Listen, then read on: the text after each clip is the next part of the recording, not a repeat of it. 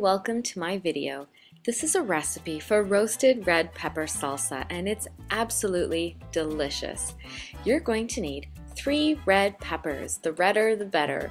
You're also going to need 3 cloves of garlic with the skin still on, 2 green chili peppers or 1 jalapeno pepper, half a red onion with the skin, 1 large tomato, a handful of fresh parsley, half a cup of fresh coriander, the juice of half a lemon, half a teaspoon of apple cider vinegar, half a teaspoon of ground cumin, half a teaspoon of roasted ground cumin, half a teaspoon of oregano, salt and pepper to taste.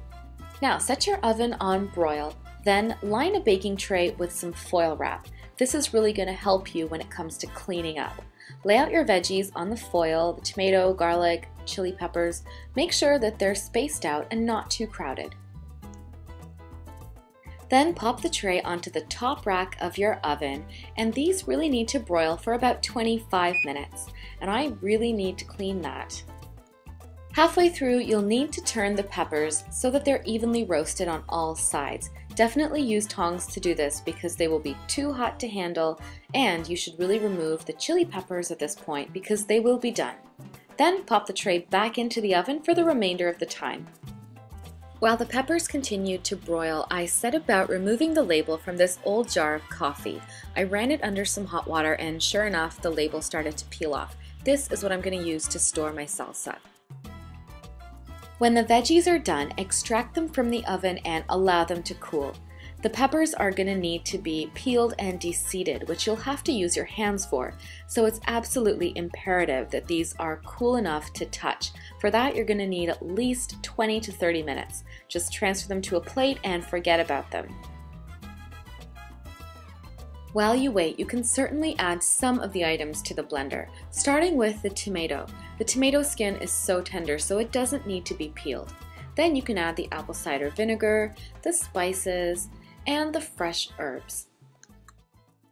When the other ingredients are cool, you can start peeling them. The garlic should be really easy. It'll pop right out of its shell. Same with the onion. Just go ahead and remove the outer layer. You can give it a chop if you want and add it to the blender. As for the peppers, you need to remove the stem, squeeze out any excess juice, and then set about de-seeding them. So get your trusty paring knife, slit open the peppers, and dig in. It's okay if you miss some seeds here and there, but do try to remove most of them.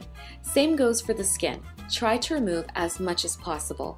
When you're done, you can go ahead and add the peppers to the blender, as well as your chilies. I actually forgot mine. Then pulse this, don't pulverize it. Of course, if you prefer a smoother salsa, then by all means blend away, but if you like chunks here and there, then go easy on it. And that's all there is to it. You can transfer it to a jar and label it if you're using this later, or you can begin enjoying it right away, starting with a huge plate of nachos. I'm going to be using mine as a pizza base on a Mexican pizza, and this recipe will make around 1.5 cups to 2 cups of salsa. And here are some variations. As usual, there are a lot of different things that you can do to change up the flavor of this salsa. You don't have to add parsley. In fact, most recipes don't call for it. I just like the way it tastes, so I add it in. Also, if you don't have all red peppers, that's okay. I've done this once or twice, throwing in an orange pepper, and that works out fine too. If you don't have apple cider vinegar, you can substitute regular vinegar. And if you don't want to use 2 green chili peppers, then just add 1 or leave them out altogether. That's about it. For more recipes, please check out my blog at www.anilamaharaj.com and stay tuned by subscribing. Thank you so much for watching. Bye-bye.